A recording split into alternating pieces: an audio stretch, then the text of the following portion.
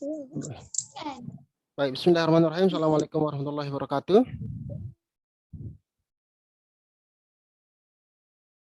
Alhamdulillahirrahmanirrahim. Pada kesempatan sore hari ini kita akan lanjutkan ya materi kuliah kita terkait dengan matematika diskrit. Topik kita pada sore hari ini adalah bagaimana kita membangun sebuah pohon keputusan yang bisa digunakan untuk mengambil kebijakan dalam rangka menentukan suatu keputusan terbaik dalam beberapa kerja-kerja yang biasanya kita laksanakan ya.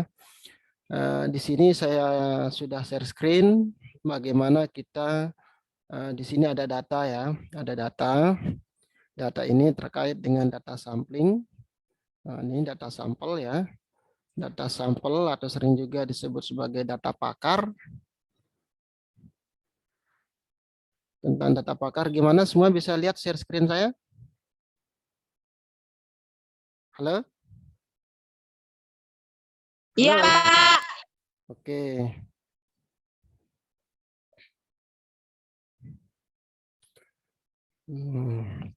Jadi di sini ada data sampelnya. Ini misalkan ada suatu sekolah di mana di sana dia mengumpulkan beberapa siswa yang kita sebut sajalah berprestasi.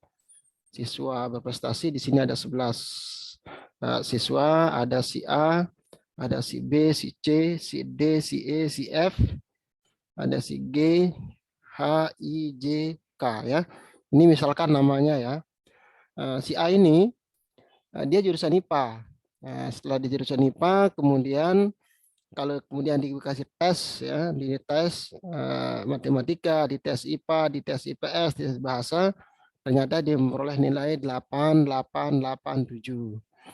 Ada juga si B, dia juga jurusan IPS, tapi dan dia ini adalah siswa yang bagus ya, berprestasi di jurusan IPS. Ketika dites dengan 3 mata pelajaran ini, MTK, IPA, IPS, dan bahasa, dia memperoleh nilai 7, 8, 8, dan 7.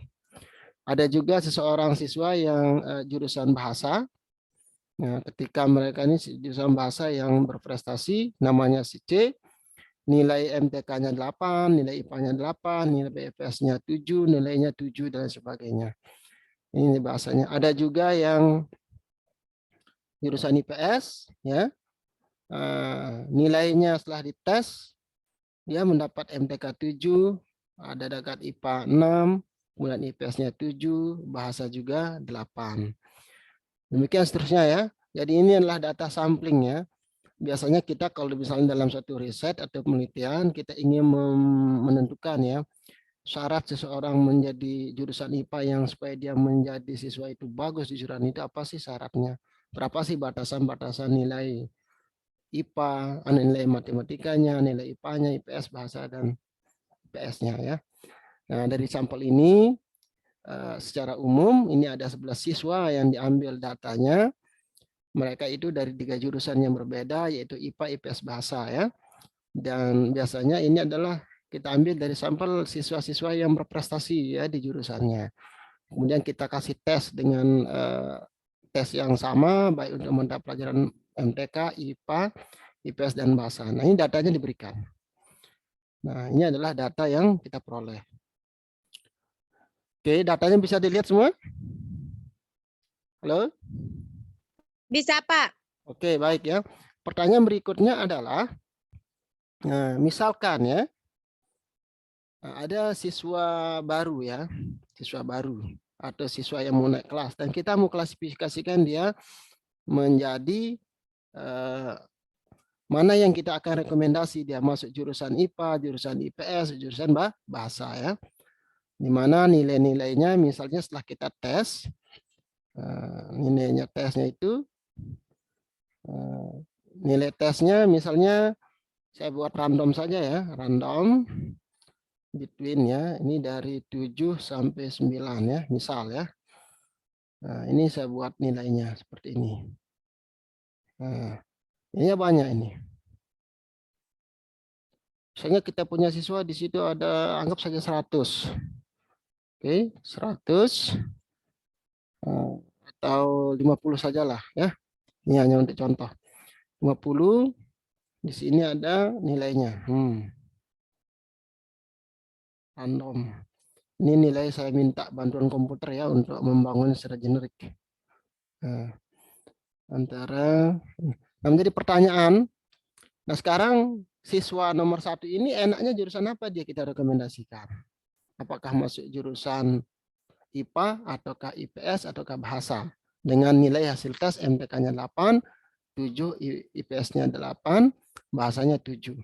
Dengan mengacu pada referensi ini ya. Ini data sampel siswa siswa yang berprestasi di jurusannya. Ini biasanya kita sebut sebagai data pakar ya. Oke. Jadi permasalahannya itu, bagaimana sekarang kita membuat kriteria supaya nanti mereka menjadi untuk data berikutnya ini tepat jurusannya. Nah, selalu metode yang bisa kita berikan itu biasanya dengan menggunakan pohon faktor istilahnya. Pohon keputusan ya, pohon keputusan. Nah, kalau dari sini dianalisa dengan pohon keputusan nanti akan diperoleh kriteria seperti ini. MTK 7,5. Nah, nilai matematikanya kalau kurang dari 7,5 itu baiknya dia ngambil jurusan IPS. Kalau kita lihat dari data ini menurut analisa pohon keputusannya. Nah, kalau misalnya nilai MTK-nya lebih besar daripada 7,5, 7,5, nanti kita akan cek berapakah nilai IPS dan nilai IPS-nya. Apakah IPS-nya kurang dari 7,5 atau lebih dari 7,5. Nah, IPS 7 kurang dari 7,5, artinya kalau MTK-nya lebih dari 7,5 tapi IPS-nya kurang dari 7,5, maka nanti rekomendasi ke jurusan bahasa. Tapi kalau nilai MTK-nya di atas 7,5, nilai IPS-nya di atas 7,5, maka rekomendasinya nanti nilai IPA ya. Nah, menjadi permasalahan berikutnya adalah bagaimana kita membangun sebuah pohon keputusan seperti ini ya. Sehingga ketemu nanti batasan-batasan dari 7,5 dan lain sebagainya. Nah, salah satu yang bisa kita gunakan selain dengan cara kita bisa melakukan analisa ya, kita bisa menggunakan matrik laboratorium untuk analisa pohon keputusannya. Kita akan coba ya melakukannya di sini. Kalau kita mau share ya di dalam matrik laboratorium ini ada pohon keputusan di sini. Pohon keputusan seperti ini, kalian bisa melakukan simulasi. Nanti perintah yang bisa kita gunakan, function yang bisa gunakan adalah cluster ya. Ini melakukan cluster ya dengan tree. Tree artinya pohon ya, pohon pengklasifikasian ya untuk membangun sebuah keputusan. Sekarang kita akan mulai bagaimana mendefinisikan ini. Nah, baik, pertama tadi ada data ya.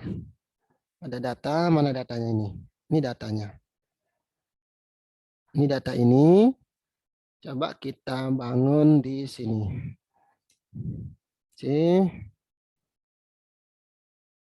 Oke. Pertama begini.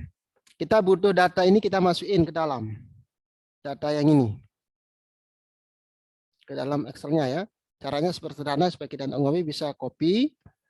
Nanti di sini ketik aja kita namakan X misalnya ya. X sama dengan himpunan kosong.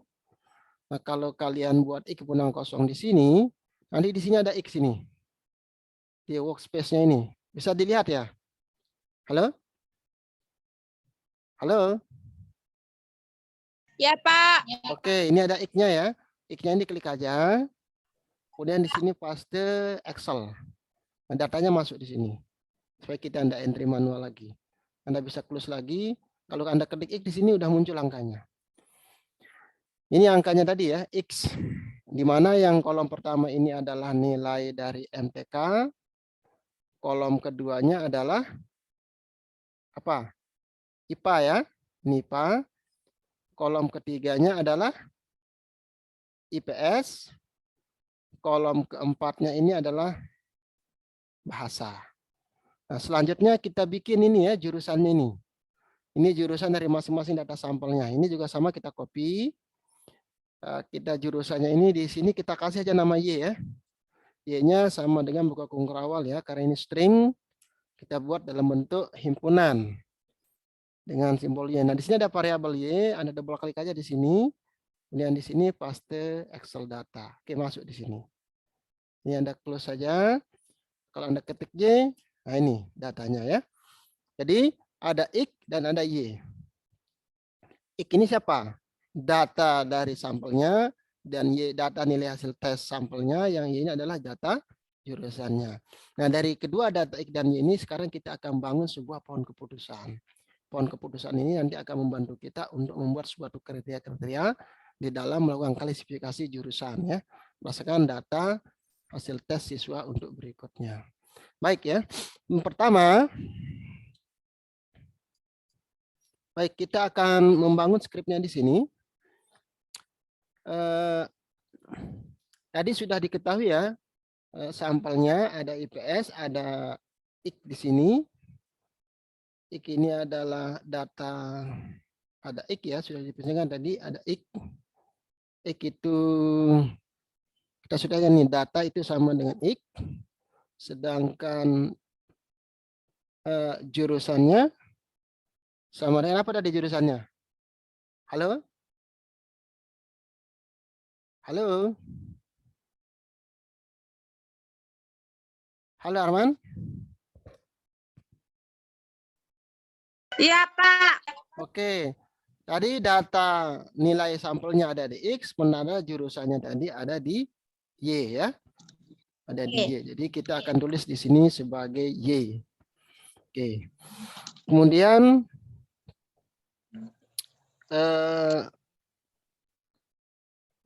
pengklasifikasiannya itu kita akan lihat variabel name-nya tadi ada 3. Ya, kita tulis itu MTK, ada IPA, ada IPS, ada bahasa ya. Ada IPA, IPS dan bahasa. Kita coba sekarang. Variabelnya itu adalah ada MTK, kemudian ada apa lagi? IPA, ada lagi nilai yang tadi ya, apa? Ini variabel nilainya atau variabel tesnya ini. Tesnya. Ada IMTK, terus apa tadi urutannya? Coba kita lihat sini. MTK, IPA, IPS, dan bahasa ya. Oke. Nah, ini kita tulis ini. MTK, IPA, IPS, kemudian bahasa. Halo? Ya. Ini. Jadi data tesnya tadi ada X, data jurusnya ada Y, dan data nama tes mata pelajarannya ya. Atau kita mapel aja sini ya. Ini mapel aja mata pelajaran. Mapel.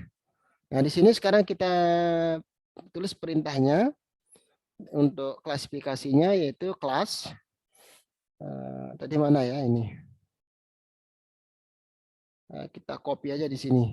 Nih. Nah, ini. Oh, ini copy, tidak ada kopiannya ya. Tidak bisa di copy. Coba kita pasti bisa enggak. Nggak mau ya, kita tulis saja ya, kelas.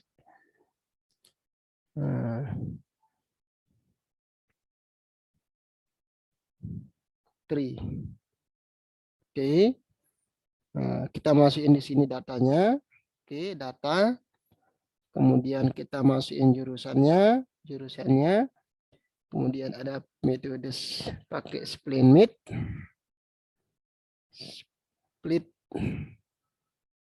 min. Ya, split minimum. Kemudian variabelnya ada 5. Kemudian 5. Kemudian name-nya adalah nama variabel mapelnya itu adalah mapel ya, mapel. Oke, kurung. Nah, ini skripnya ya. Ini fungsinya ya. Mudah nih tidak keliru. Kalau keliru nanti kita perbaiki. Coba kita baca ulang. Bisa lihat dari sana? Bisa dibaca enggak ini? Bisa Pak, bisa. Oke, soalnya di sini tidak bisa di zoom ya. Di MATLAB ini tidak bisa kita perbesar layarnya kecuali kita pakai coba notepad. Kita coba pasik sini. Oke, kita pakai notepad. Nah, skripnya bisa juga diklik di notepad ya. Nah, seperti ini. Ini bisa kita zoom. Ini kelas ya. Kelas reg 3 ya. Kemudian ada data, ada jurusan, ada split min, kemudian ada 5 variabel, ada name-nya adalah Maple. Oke. Kemudian kita lihat untuk gambarnya kita minta view daripada T. Ini coba kita simpan ya. Dan nama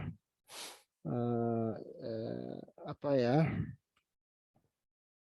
Tree, pohon ya. Ini sudah ada ya pohon keputusan. Yang lain aja lah. Keputusan. Oke. Kita coba jalankan ini ya. CLC keputusan. Ya, muncul ya. Ini ada deskripsinya ya ini. Ya, deskripsi, klasifikasi yang diberikan. Jika MTK-nya kurang dari 7,5, maka ada 2 kondisi lain yang berbeda. Yaitu MTK sama besar di 7,5 dan ada 3 kondisi IPS-nya ya. Ini adalah kriteria klasifikasi yang diberikan. Kita juga bisa melihat dari sini dari pohon keputusannya. Pohon keputusannya itu adalah ini tadi ya. Standar nilai yang diberikan adalah 7,5. Kalau nilainya kurang dari 7,5, nah ke sini larinya. Maka lebih baik siswa itu diberikan, bentar dulu ya. Oke. Kalau nilainya kurang dari 7,5, maka baiknya diberikan menjadi jurusan IPS. Nah, kalau nilai MTK-nya lebih dari 7,5, maka nanti ada kedua kemungkinan, bisa ngambil jurusan bahasa atau jurusan IPA. Nah, kalau misalnya metiknya 7,5, kemudian IPS-nya kurang dari 7,5, maka baiknya jurusan bahasa. Tapi kalau MTK-nya di atas 7,5, IPS-nya juga di atas 7,5, maka ini diambil menjadi jurusan IPA. Nah, nanti yang ini ya, kriteria ini yang kita konversi menjadi sebuah function logika dengan logika implikasi yang bisa kita bangun ya. Misalnya di dalam Microsoft Excel-nya ya. Coba kita copy ini ke Excel supaya kita bisa lihat pohon keputusannya. Baik, ini tadi data yang mau kita uji. Ini enaknya jurusannya apa gitu. Dengan data seperti ini. Nah, kriteria tadi ini ya 7,5 kriterianya. Nah, kalau kita data di sini 7 ya. Oh, ada juga 6 ini. Ada 6 ya. Oke, sehingga nanti variabel ini kita ganti dari 6 ya, variabel datanya. Ini data simulasi ya, data biasanya kalau ini mau misalnya kalian misalnya ke depan pengen ngambil topik skripsi, bagaimana menentukan jurusan terbaik di suatu sekolah ya. Caranya bisa dengan mengambil sampel siswa-siswa yang sukses di jurusan-jurusan tersebut, kemudian kasih tes dia ya dengan 3 mata pelajaran. Hasil tes dari itu Anda bisa untuk mengambil pohon keputusan. Setelah dapat pohon keputusan, Anda bangun suatu kriteria matematikanya. Seperti ini ya. Jika MTK-nya ini kurang dari 7,5, maka sebaiknya dia jurusan apa di sini? Halo? Lisnawati jurusan apa dia di sini? Lisnawati kalau kurang dari 7,5. Iya, Pak. Jurusan apa? Halo? Dia harus mengambil jurusan, baiknya jurusan IPS ya ini. Kalau nilai MTK-nya kurang dari 7,5, maka nanti mengambil jurusan IPS. Ini kita tulis IPS. Jika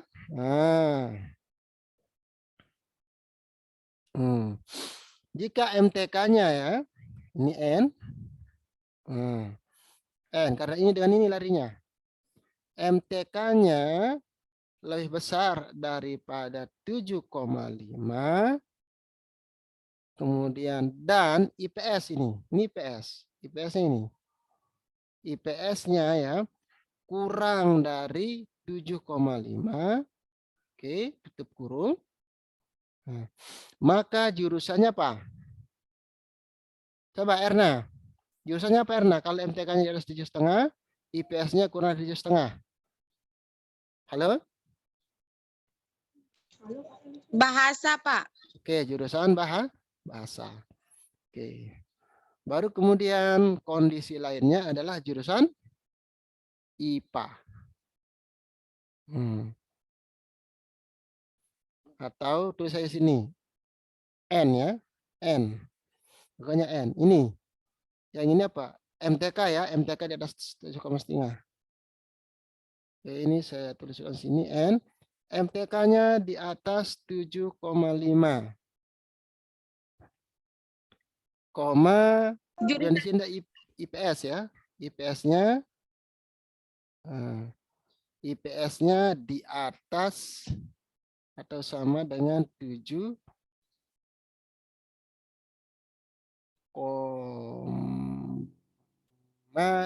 ya. Jadi IPS-nya di atas 7,5. Oh, maaf ya. MTK-nya di atas 7,5 dan IPS-nya di atas 7,5. Maka nanti dia jurusannya adalah IPA. Nah, IPA ya. Nah, kalau ini tutup kurungnya dulu sini ya, tutup kurung. Ke IPA. Ini ya. Kondisi lainnya ya. Kita bikin tanda strip aja. Oke. Ini logikanya di mana keliru ya? Oh, ini if-nya belum ada. If. Oke. If-nya belum ada. Enter. Iya. Jadi ini enaknya jurusan IPS deh ini. Kenapa? Coba kita cek ya. IPS itu seharusnya apa? MTK-nya kurang dari 7,5 ini. Nah. Jadi ternyata dari data yang tadi ini ya, jurusan itu sebenarnya lebih utama ditentukan oleh mata pelajaran MTK, matematikanya. Oke, ini tinggal kita double klik, muncullah nilainya ke bawah ya. Jurusan sudah terbentuk. Nah, ini bisa kita filter. Coba dari data ini MTK-nya berapa, IPA-nya berapa, IPS-nya berapa. Salah ya, jurusannya tadi apa? IPA ya, IPA, IPS, kemudian bahasa. Oke, coba kita cek. Kita bisa pakai count if ya. Count if di sini berapa yang jurusan IPA, berapa siswa? 10. IPS-nya dan bahasanya ini. Ini kita buat total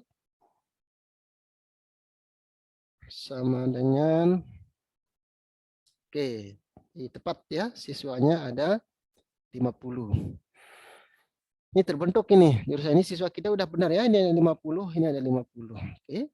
Jadi ini adalah sesuatu metode yang bisa digunakan untuk mengambil sebuah keputusan yang menggunakan variabel, beberapa variabel. Ini salah satunya, misalnya apa sih syaratnya seseorang yang terbaik untuk bisa kita kasih beasiswa. Nah, kerjanya bisa kita bentuk ya, misalnya kemiskinan atau bisa dengan kriterianya berapa ya uang penghasilan orang tua dan sebagainya ya. Misalnya nanti kalau di sekolah ya sepertinya biasanya ada penjurusan di situ pasti IPA, IPS dan bahasa. Oke. Nah, jadi sekali lagi saya pertegas di sini kembali. Pertama, kita punya kebutuhan untuk membangun sebuah keputusan dalam rangka menentukan jurusan di suatu sekolah. Oke. Bagaimana cara menentukan siswa itu terbaik di jurusan IPA, IPS, bahasa? Maka prosedurnya satu. Ambillah ya sampel siswa-siswa yang sukses ya di jurusan itu. Ambillah misalnya juara 1, juara 2, juara 3-nya di masing-masing jurusan yang sudah berjalan. Kemudian kasih mereka tes matematika, IPA, IPS, dan bahasa. Kemudian nilainya Anda rangkum, tabel. Nah, dari nilai ini, kemudian bikin pohon keputusannya. Dari pohon keputusan ini ada kriteria-kriteria yang diberikan. Nah, kriteria ini kemudian Anda konversi ke sini ya, ke dalam data siswa yang baru akan masuk menjadi jurusan-jurusan tertentu. Oke, sampai di sini ada pertanyaan, silahkan ya, Helmi. Halo Helmi. Helmi Haryanti ada di situ. Halo? Ya, Pak. Ayo, ada pertanyaan, Hil? Tidak ada, Pak. Oke, baik ya. Ini nanti materinya saya share ya di videonya ini saya rekam sama nanti juga keras-kerasnya saya rekam.